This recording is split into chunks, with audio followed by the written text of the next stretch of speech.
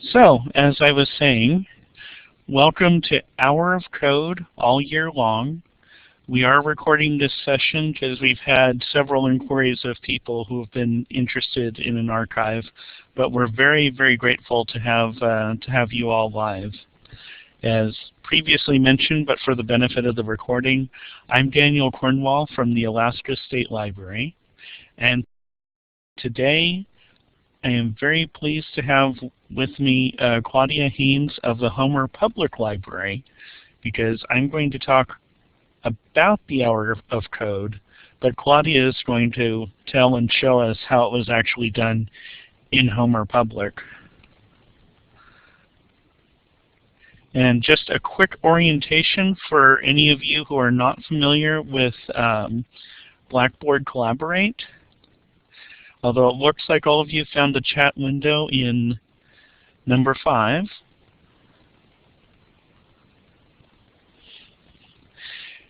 Everyone on this webinar can be found in the participants window. And I'm assuming everyone can hear me. Claudia, could you just type in whether everyone can hear?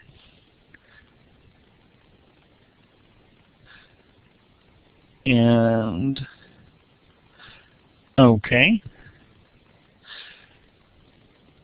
And I hear other people, I see other people in the talk window saying they can hear. Most of the slides are going to be in this Blackboard area. And a little later we're going to be taking polls, and that'll be a drop-down box from this last button in the participants window to your right. And feel free to type in questions or comments into chat. We're going to try and go through all of our material first and then take questions. But if things like the audio drop out or there's other show-stopping problems, go ahead and type them into chat. So any questions about Blackboard before I move on?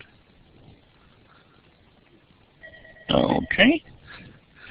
So moving on. Our agenda is we're going to start with just a little discussion about what an hour of code is for those of you in our recorded audience who may not be familiar with it. Then we'll have Claudia do her case study of how they did an hour of code event at the Homer Public Library. Then we'll cover tools, and then we'll have a question and answer and discussion. So we start with our first poll. I'd like you to tell us from what kind of school that you're from, and the question is asked this way, is that it was originally requested for school librarians. So if you could just choose an item from the drop-down box and click on it, that'll give a response.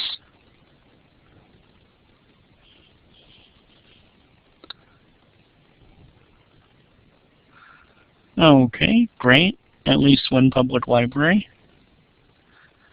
I'm kind of thinking that you're all public librarians here, which is fine. The material will apply to you as well.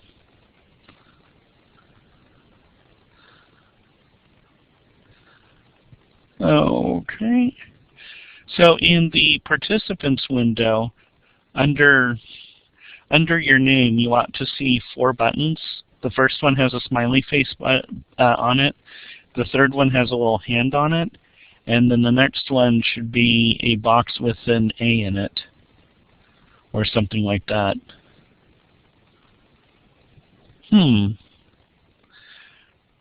Okay, you all found it, and as I suspected, you're all public libraries. Okay.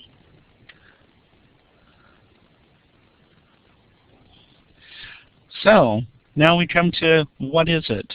And we called the presentation Hour of Code all year long because technically speaking, the Hour of Code was actually last week. It's an activity associated with Computer Science Education Week, which is normally held in the first week of December. And it's held in the first week Computer Science Education Week is the first week of December because of one of the early 20th century programmers, who would be Grace Hopper, who retired as an admiral. Among her many accomplishments, she did the COBOL programming languages, one of the earliest computer programming languages ever created, and gave us the term debugging. So it's an event, but it's also a set of tutorials that I will give you just a very quick buzz through on our way to Claudia. The Hour of Code people themselves emphasize that it doesn't have to be the first week of September. Any time is the right time for getting people, especially children, focused on computer programming. So that we missed last week isn't important. We can still do activities throughout the year. I have already made a note in my Outlook calendar to offer a webinar like this sometime in early October so that people could actually plan for September if they hadn't heard of Hour of Code before.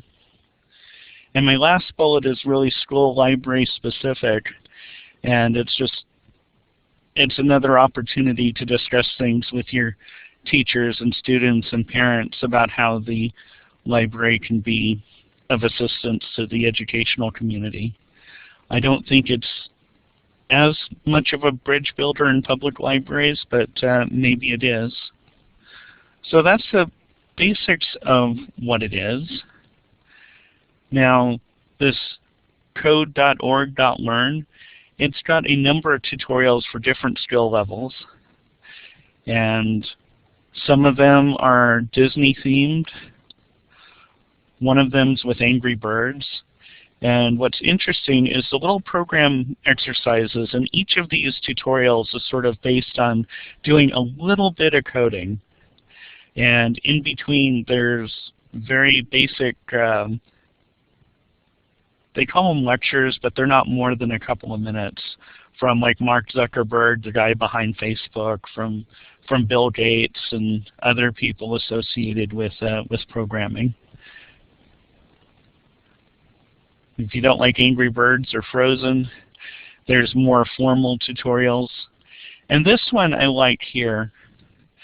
They have Unplugged Computer Science, which Claudia will give you an example of a little later on. And that's to answer the question, what if I don't have enough devices for my kids? What if I have a truly awful internet connection?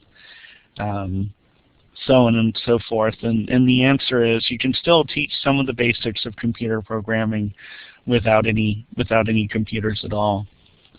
And actually the earliest predecessor to a computer was actually mechanical looms back in the 18th century. They were programmed with the equivalent of punch cards. So really you don't need to have electricity to get through some of the basic concepts. And then one thing I wanted to point out, at the Hour of Code learning site, they have a section that's called Beyond 1 Hour. And I didn't explain it well before, but it's called Hour of Code because a number of activities have been provided that should take you about an hour if you work them all the way through. And that's just to introduce people to coding, to computer programming, get their feet wet as they were. And this Beyond 1 Hour tab on their Hour of Code resources page is to give people ways to expand their learning past the hour. So a little bit on how big it is, because some people, a few people that I've talked to hadn't heard of it, and I hadn't heard of it before a few years ago. But it is truly a global event. If you look, there are literally coders everywhere on all the continents, from the extreme north to the extreme south, all parts of the world. To give you a partial idea of how big it is in Alaska, here are dots for the different organizations, mostly schools, that have registered an Hour of Code event with the Hour of Code. You don't have to register yourself. If you're going to have a December event, that might be helpful for publicity. But these are just the people who said they were doing stuff, and I'm aware of several other institutions that aren't on this map who actually did Hour of Code events last week.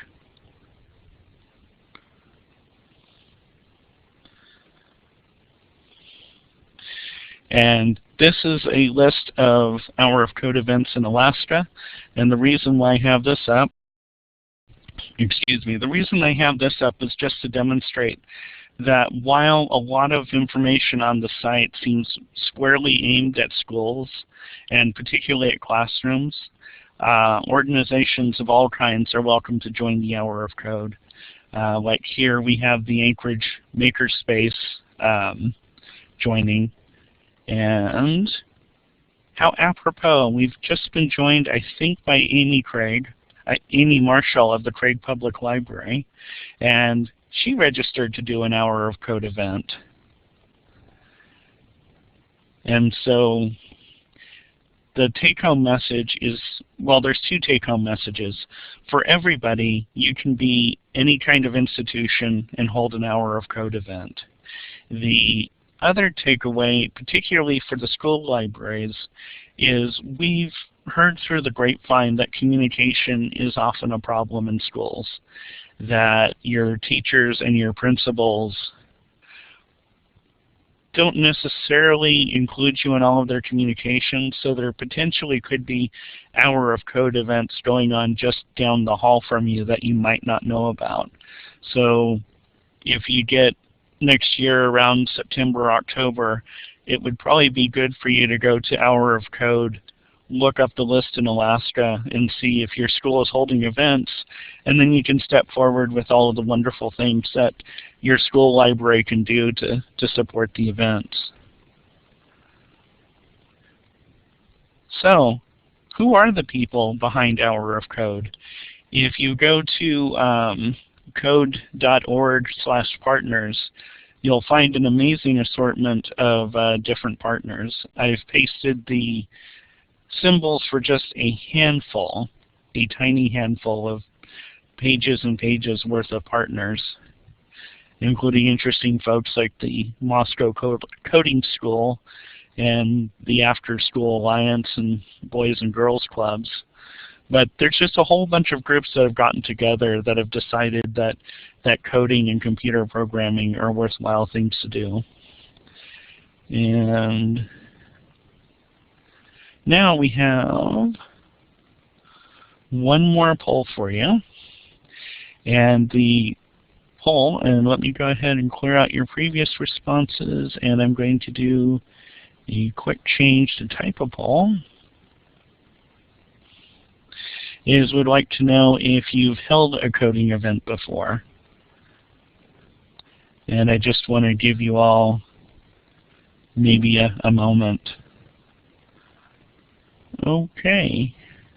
So it looks like most of you haven't, which is great because part of this is to help you see how you can do an Hour of Code event. And Rebecca, it's great that you're going to be doing something in January. They'll tie into all of the New Year's resolutions. So now I would like to turn the mic over to Claudia, and she will describe what's been going, her events at the Homer Public Library, and some resources that she used to carry it off. Please take it away, Claudia.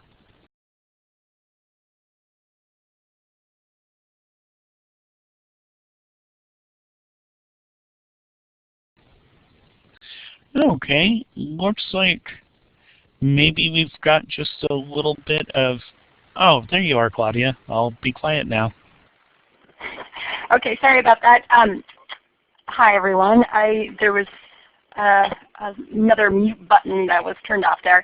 But I just want to check in and make sure everyone can hear me before we get started with this next portion. Okay, great. So yes, again, my name is Claudia Haynes, and I'm the Youth Services Librarian here at the Homer Public Library. And we held an Hour of Code event last Saturday, right at the tail end of the Hour of Code Computer Science Week. And this is the first time for two things. One, that we've participated in the Hour of Code, and two, that we've held a programming event. We have integrated technology into many of the kids and teen programs that we offer at the library. Throughout the summer we do that in our series of maker programs, and we do that in story time. We do that in programs for older kids too. And part of that is that I, as a librarian, consider myself a media mentor, a term coined by Lisa Guernsey, who wrote the book Screen Time and is heavily involved in early childhood development and appropriate use of technology. And the term media mentor comes from the fact that, today kids and families live in a multimedia world. And so as a media mentor and a librarian, it's my job to provide multimedia support. And that comes in providing access to digital media at the library, providing training like this. I advise people on digital media, all sorts of activities, as well as books and audiobooks and such. So why did we decide to participate in the Hour of Code? Well, we wanted to expand our tech offerings and include coding. And the reason for that is that we see a lot of kids and adults that consume digital content, but they're not actually creating digital content. And I really feel like that's where kids are the most engaged, or teens are the most engaged, where they get the most out of it, and it shows them how to participate in the digital world in kind of a way that's expected of them. We're all kind of expected to participate, and it goes beyond just having equal access. It gives them the skills to kind of move beyond. Also, coding now is much easier than it used to be. Instead of kids relying solely on text to learn to code, you'll see examples of something called Blockly, which is a very visual way to learn about the concepts and logic and problem solving that are involved with coding. So it's a little bit easier. The other thing is that, as many of you know, the digital divide, particularly in a place like Alaska, is alive and well. Schools have helped decrease that divide by providing more and more access to technology, and libraries have certainly done that as well. But there's still a gap, and that gap is often called the participation gap. So that they might have access to, people might have access to digital tools, but they may not know how to use them effectively. They may not incorporate them into jobs or hobbies or activities, which is really where the benefit comes from. And coding is fun. I have not been a programmer my whole life. I come from a family of computer-oriented people, but I was kind of off to the side. And I realized how much fun it is when it's integrated into other parts of my life. And so that's really what I wanted to show kids with this program. Okay, so here's our poll. So in addition to providing a program as part of the Hour of Code, I decided to focus on girls. And we have offered programs specific for girls in years past through a teen book club for girls, but that doesn't happen very often at libraries. And it's interesting because I had time within this week, this celebratory week, Computer Science Week, to just offer one program. And so what I did with this, and kind of similar to what I do with a lot of programs, is that I looked around at the community and I looked within our own programs and I said, where are the gaps? What piece is missing in this kind of broader view? And I looked at our tech programs and the experiences with technology that kids have after school, and I recognized that most of the participants are boys for various reasons. And I thought, we talk about this digital divide and we talk about gaps, and I said, let's try something targeting girls. And then I went to the internet for research, and I discovered the National Center for Women in Information Technology. And they, through extensive research, confirmed what I was seeing at my library and what many, many places, schools, what the computer science tech folks are experiencing in the industry. And they said that, for various reasons, girls are not getting into computer science. They're getting into a lot of sciences, but not computer science. And I looked around at why girls weren't involved in the programs that we were offering. And some of the research talks about the environment may not be girl-friendly, whatever that means. They may not want to be the only girl at the program. Whether it's whoever's leading the program is maybe not welcoming the girls the same. So, there's environment, it's the topic at hand, it's maybe that speed has a higher value than actual depth of learning. They talked about the girls that were involved in the research liked more collaboration than individual work. And so I took that research and my experience at the library and said, how can we make this conducive to girls to get them started, get them interested? And just a note, we can talk about this in the question and answer, but I did get feedback such as, how come you're only offering this for girls? And we can talk about that at the end and a little bit how I responded. But we did get a lot of interest beyond the girls and adults that attended on Saturday, and we're actually repeating the program for both boys and girls in February. So there's been enough interest. Okay. So this is the flyer from our program, and the reason I have this up is that I wanted to show that this image from the Hour of Code site talks about the percentage of girls or women graduating with bachelor's degrees, which is 57%, but what a low number are graduating with computer science degrees, just 12%. And when we look to 2020, they're estimating that about 1,400,000 tech jobs will be out there, and only 400,000 at that point will be, 400 people will be graduating with computer science degrees. There is a huge gap there, and one of the places that we can look for other people in America to fill those jobs is obviously women.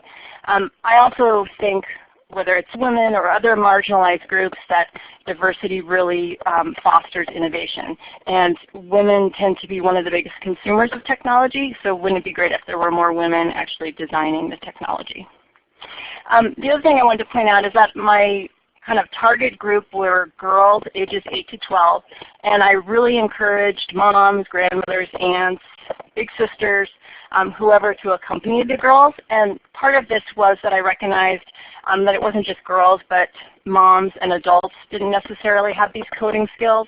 And I invited them to show them what the girls were learning, what they were interested in, and to kind of foster this concept of joint media engagement. So it wasn't just the girls playing and learning together, but the girls and adults learning together. And so the program lasted 2 hours, a little bit beyond the quote-unquote hour of code. And I'll go through that and explain how the program ran. Okay. So my program, as Daniel mentioned, involved both an unplugged and plugged version. And this was really good. I added the unplugged version at the end, or shortly before the program ran. And it worked out really well because it was kind of an icebreaker team builder for girls that didn't know each other. And because the biggest issue I had with this program is technology. And I'm sure you're all laughing here. But we had trouble connecting this particular computer to the monitor. Our internet slowed down. And so this unplugged piece that I'll explain to you kind of got us through that hurdle. And then we went on to another piece where they went through the tutorials together, either adults and girls or girls and girls. And then the latter part was a lab so that girls could go beyond the tutorials and try out some of the apps on our iPads that we got from OWL and some of the more advanced opportunities. Okay. So, coding unplugged. And if you do a Google search for coding and peanut butter and jelly sandwich, you will come up with the activity I used. And it's very simple. And basically what I did is after we introduced each other and I had girls mention if they were had done any coding, which at least one girl had done some hour of coding tutorials last year or had a little bit of experience. I explained to them that I was going to be a highly intelligent but not perfect robot, and their job was to instruct me or program me to make a peanut butter and jelly sandwich. So I had a jar of peanut butter that was closed, a jar of jam that was closed, I had a bag of bread, and I had a knife laid out on the table. And I explained that you had to give me very specific instructions to make the sandwich. And I talked about the idea of what a program is, basically to give very specific instructions that would be performed by a machine. And we giggled so much because at one point the girls had me stick my hand out forward, and I kept sticking it out until I was actually climbing across the table because they had not given me instructions where and when to stop. And so I never actually completed making the sandwich, but they really got the idea. When I do it again in the future, I'll probably integrate some of the signs that are on the Hour of Code Unplugged activities so that they can connect the idea of the instructions to the blocks of code that they'll use with Blockly. But it was hilarious and it was a great icebreaker. So we can talk about that in the future, but I think it's worth including because it gets them thinking in those finite details and starts them kind of problem solving. They were debugging as we talked. A different kind of reasoning and logic was at play. So it was quite fun. Oh, thanks Daniel for posting that link there. Okay, so we of course used several digital tools. One of them was obviously the Hour of Code site. I didn't necessarily teach everyone how to code because I used the tutorials that are available through the Hour of Code. They're great introductions, and as Daniel said, there's activities for kids that are more experienced or who kind of want to take it another step forward. And I had the girls pick to start with either the Frozen tutorial or the Angry Birds tutorial, which give them an introduction into JavaScript, which is the most common language. And so they started with one of those two. They were two that I was very familiar with, so I could help them. But for this part, kind of contain them, and then you'll see they got to kind of go a little bit freer after that. The other tool we used is a Google site called Made with Code, and that is a site and many tools that are targeting girls and encouraging them to connect with some sort of computer science. I also had the girls who are interested use Scratch, which is out of MIT. And that's they have a web-based tool, and they also have Scratch Junior, which is an app, which isn't as complicated, but it's for younger kids. And that uses that Blockly system that I mentioned that's similar to some of the others. And then the 4 images you see down the bottom are for the variety of apps that I had preloaded on our iPads. We got 12 iPads from OWL. 2 of them are going to be shortly mounted in our library, and then 10 of them are for program use, and they worked great. And so and I'll talk about the different apps, but basically the 4 apps, which all have free versions that are available either through the Hour of Code, abbreviated versions, or their full versions are free, and many of them are on the iPad guides that Daniel's been working on. But Tynker, Lightbot, Codable, and Hopscotch were some different apps that we used. So after we did the Unplugged peanut butter and jelly practice activity, I shared with the girls this Made with Code site, which has some interesting videos which are a little bit different than the Hour of Code videos, because they feature women who are using coding oftentimes outside the traditional technology fields, and they're using them in ways that involve art and culture, humanitarian efforts. And so I wanted to give the girls kind of a different view of how coding might be involved in something else that they're interested in. This Danced with Code video is the video that I shared. It's about 3 minutes. And Meryl, this artist and engineer, owns a company called Illuminate. And it's out of New York, and it's a dance company because she's a dancer. And she lights up her dancers, so it's a completely dark stage. And her dancers are all lit up, and wirelessly she programs the lights to flash in different patterns so that it adds a totally different dimension to the art form. And she's quite the entrepreneur, has performed in many places. She works with many, many popular celebrities. And one of the things she talks about is her understanding of coding and being able to talk with celebrities and famous artists about code and the respect that garners, because she's able to kind of collaborate with other artists or other professionals in the way that she wouldn't have been if she didn't understand coding. So it's quite inspiring. There's the woman who started Little Bits. There's another engineer, someone who's working for UNICEF is featured on there, and someone who works at Pixar. And they really target the videos at encouraging girls to look at coding a different way and get involved. And I see Daniel's kind of posting some of these links here, so thank you. The other thing that Made with Code has on its site are some other projects. And these projects are a little bit different because they don't feature commercial characters. We didn't start with these projects or go over them as a group because of some of the technology issues we had at the beginning.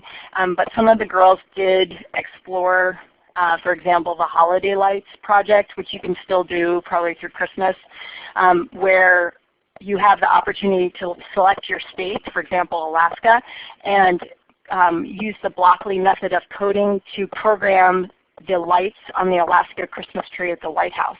And then what it'll do is it'll tell you, excuse me, it'll tell you when your lights, your light program is going to run, and you can actually go to a website and see that at that particular time. But none of these, as I said, have commercial characters in them, and so they're a little bit different. And one of the programs they had on here was animating your name, which was actually through Scratch, which I'll show you what that looks like in just a minute.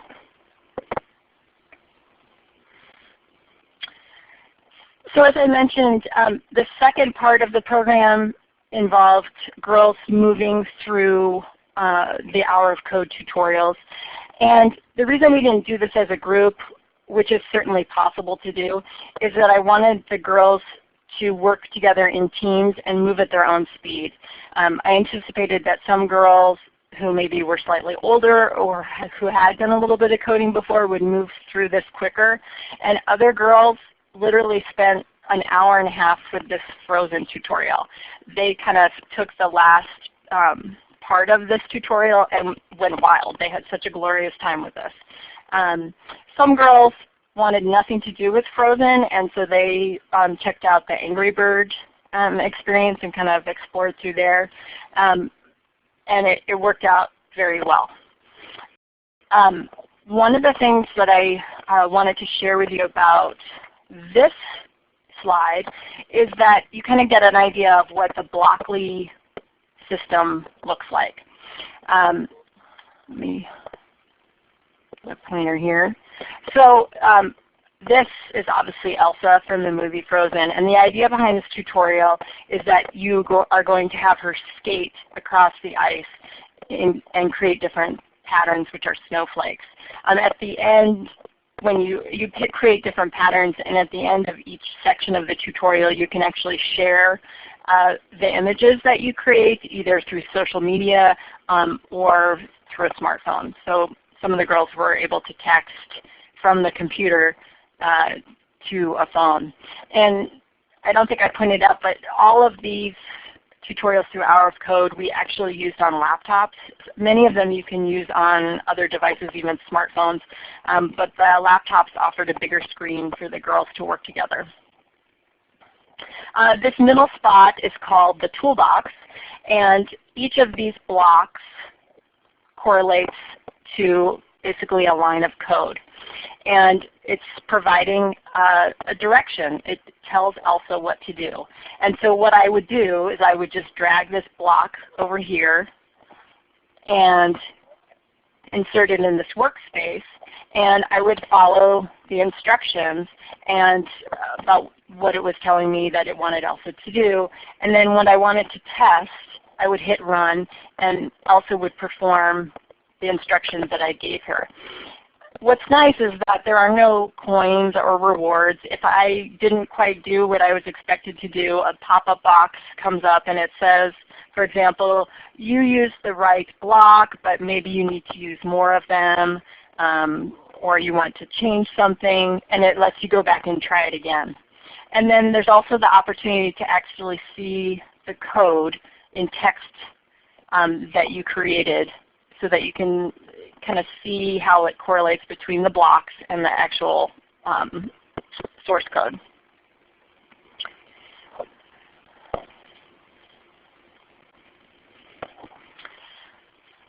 So one girl in particular in the group fell in love with Scratch. She actually came with her dad. There were two dads that came, which I was fine with, of course. And this girl had done a little bit of coding before, and so she moved pretty quickly through the tutorials and moved on to Scratch. And Scratch is a little bit more complex, and it's, as I mentioned, out of MIT, and it's really geared towards schools and any education. A lot of libraries are using Scratch, but you can create all sorts of characters and backgrounds, and sounds and animation, and it's done with these same blocks here.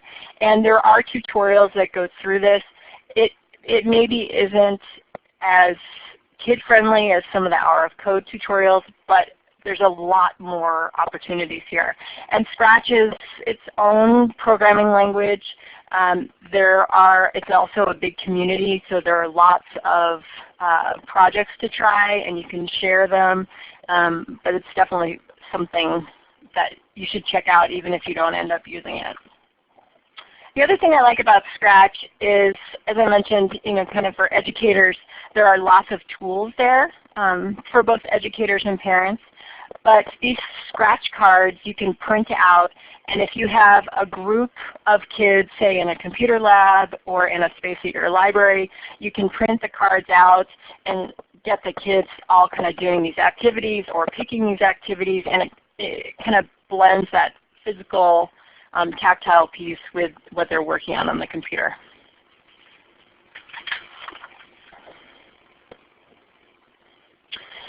So after the tutorials, I had food and drink for the girls to feed their brains and their bellies. So they took a break.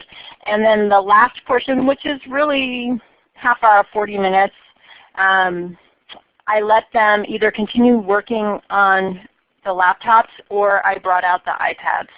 And I had, as I mentioned, I had multiple apps loaded on there, and I just encouraged them to explore. One of the great things about libraries is that it offers kids the opportunity to explore and play and use what they learn in a formal learning environment in kind of an informal way and really expand on that. And Lightbot was one of the apps that I offered them. Not too many girls played this, but what I like about this one is that it offers a 3D experience. You'll see compared to the other 2D apps that you can see that this little bot who you can make pink or blue. Unfortunately, they consider pink a girl and blue a boy. That's not one of my favorite pieces about this. You should be able to pick your color no matter what. But they have this bot starting at this one gray square, and the object is to move the bot around the blocks to this yellow one and have it jump. It's not actually yellow when you start, but the yellow recognizes that you want it to light up. And so you can see in this box marked main that these are all the little blocks giving the bot instructions to get to the yellow piece. And then just like with the others, I click on this green box to run it and test it. There are no coins or rewards in this one. It'll just help you figure out how to get the bot to perform the task that you want to basically solve a problem. And then it'll go through. There's multiple levels. This one is interesting because you almost don't have to be a reader. Pre-readers with a little help would easily be able to get the concepts and move through this just with a drag and drop. Another app that I like is Tynker, and this one is free also. This one combines two pieces. Not only does it combine the game style tutorial practice piece that Lightbot does, but there's also a creative part to Tynker. And in the game style piece, what you're doing is using these same blocks, and you're dragging them and dropping them so they click together, and you would get this layer of blocks. And then this is Cody. Cody would perform those once you pressed this start button. And if you got Cody to say this bean, this jelly bean, and he gobbled it up, then you moved on to the next piece of the coding project. And this one offers rewards. It's 2D. You can kind of see it's a little bit flatter, so kids maybe aren't understanding the idea of having to turn left or to turn right. But the real fun starts in the creative part of this app, where you can manipulate the character, you can animate, provide, give it sounds, change the background, and basically using these blocks you can then test and figure out what you want it to do, figure out why it's not doing what you want it to do. And in addition to the blocks, you can actually see the code in text form to kind of make that connection. So this app is pretty complex in that it gives you that game piece and understanding how the Blockly system works, and then gives you the opportunity to create something.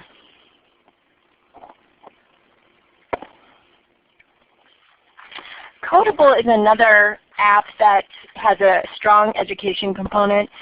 They actually have a pretty developed handbook for teachers and adults. But again, this is a kind of a 2D experience where you're dropping these basic directional arrows into these spots. What's a little bit different about this one is it basically tells you that you're going to need 4 different instructions to get to the end. And along the way, this little guy right here is going to collect these coins. Some kids respond very well to that, particularly in that 8 to 12 age group. So several of the girls played with this one for a while. Hopscotch is another app that one particularly older girl and her mom played with. Hopscotch is a little bit tricky because there aren't very obvious tutorials. There are a lot of projects here, but it has the same look, and it has very nice bright colors with not the background isn't very busy, so it's pretty easy to focus on the task at hand. But it has this kind of toolbox area and this workspace, and there's a variety of fun little creatures like this. And then you press play, and you'll get this screen where your little friend, your animal friend here, will perform the instructions that you gave him. And once you play with Hopscotch, there's actually quite a lot to do, and you can publish your project in the Hopscotch community so other people can share that. And there's a lot of examples, but as I said, there's not so much of a tutorial, so this would be a great app to follow up with after the kids play around with some of the coding.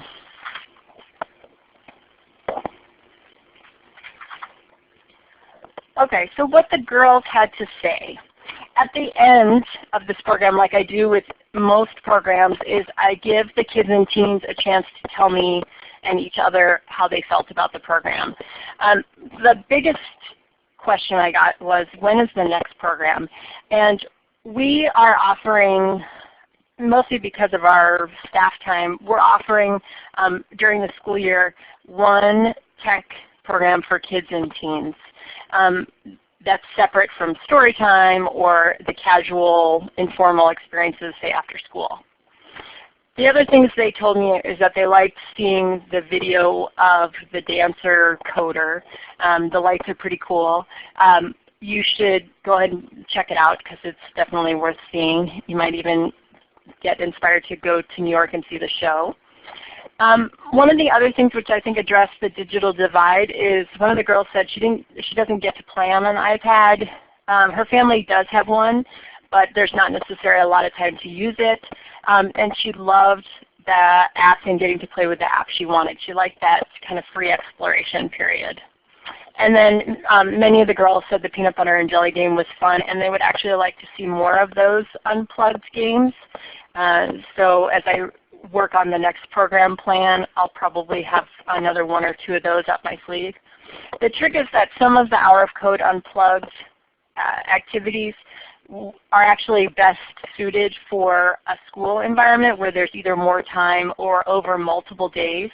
You can have an unplugged version and then kind of move into the next one.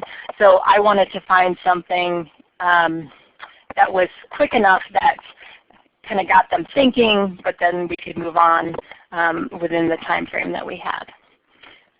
So as I said, the program went well. There were some technology issues, which I always plan for, but the girls all worked fine on the laptops and then transitioned to the iPads easily. So it was a win-win. We had 12 people show up, which was actually a perfect size for our meeting room.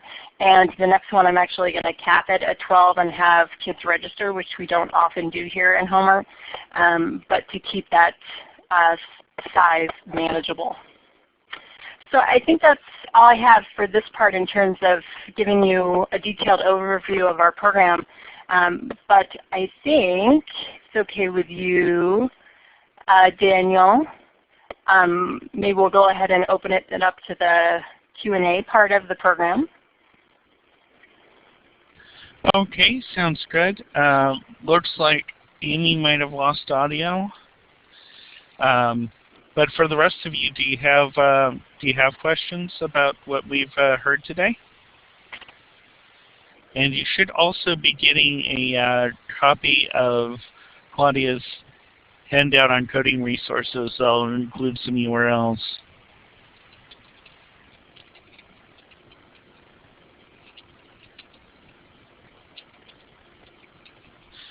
So, can anyone hear us at the moment? Maybe it wasn't just Amy. Okay, Rebecca can hear us. Great. KJ. So again, any questions or reactions to Claudia's presentation? Hopefully now you have a better idea of what the Hour of Code is and how it might fit into your library programs.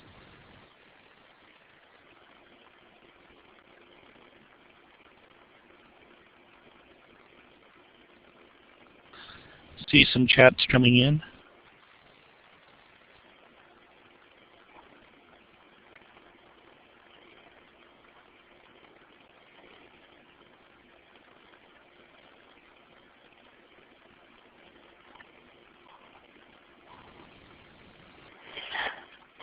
I see, Rebecca is talking about using Scratch, and a lot of libraries use Scratch, and I know that I've talked to other librarians in different parts of the country who are using Scratch with other fun tools like a Makey, for example, which is a little board that you can plug into your computer and tricks the computer into thinking that, say, bananas are computer keys.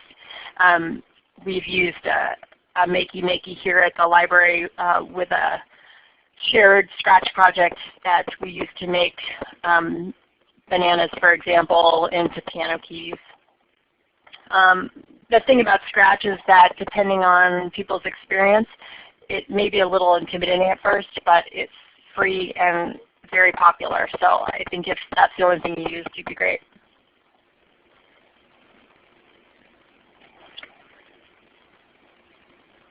So a question we had was, my regulars are fans of two things, Legos and Minecraft. And do you know if the Hour of Code offers anything that might appeal to them? And in the section beyond the Hour of Code, there's a link to Lego Mindstorms, which you may already be familiar with. Okay. I don't know if there's one for Minecraft. If Amy's still connected, assuming she can hear us, she might be able to say something to that. Because I know there's a Minecraft club in Craig and Seldovia, and I'm guessing your library too.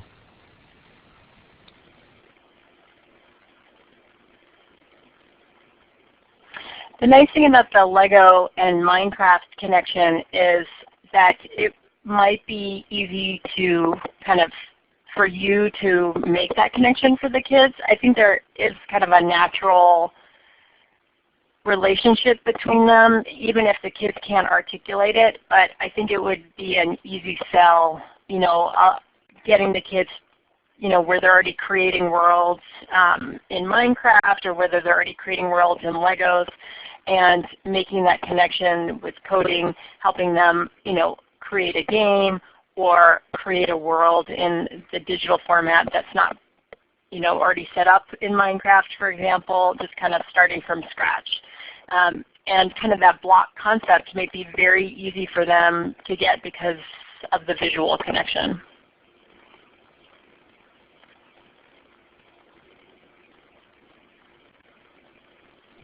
And I did a...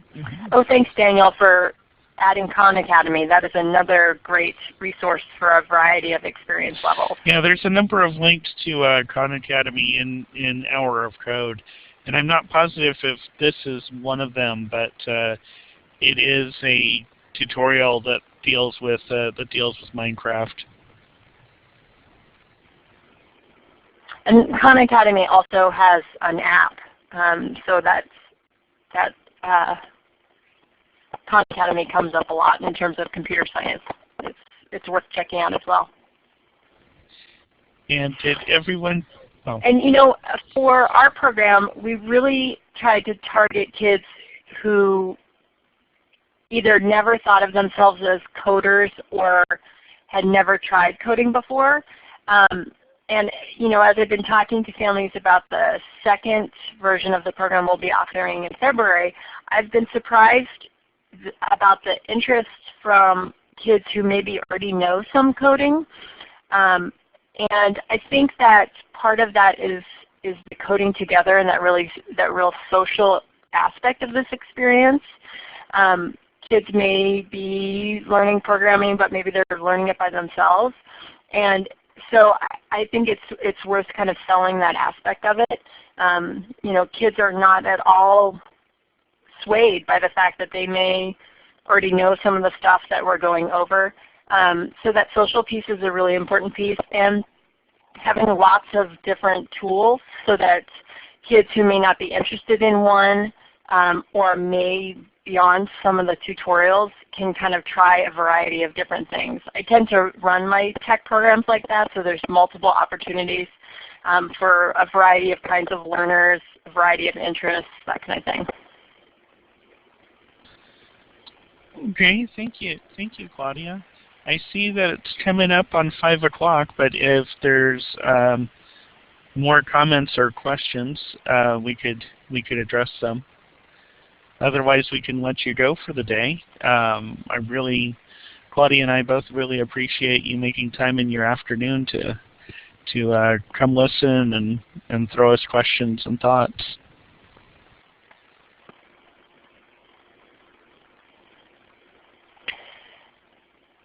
And as Daniel said, thank you very much. If you have any questions about what I've done here in Homer, please feel free to get in touch with me.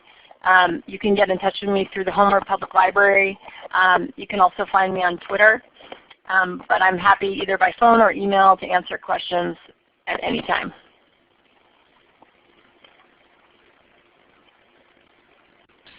Okay, so it looks like we've got all thanks and no questions, so we'll go ahead and wrap it up. And just the one thing I want to leave you with is if you have suggestions for future webinars or things that you thought could be covered in more depth in a future webinar or OWL conference, please let me know. I can be reached through the state library through a number of different ways. Thank you so much for joining us, and good night. Good night, everyone.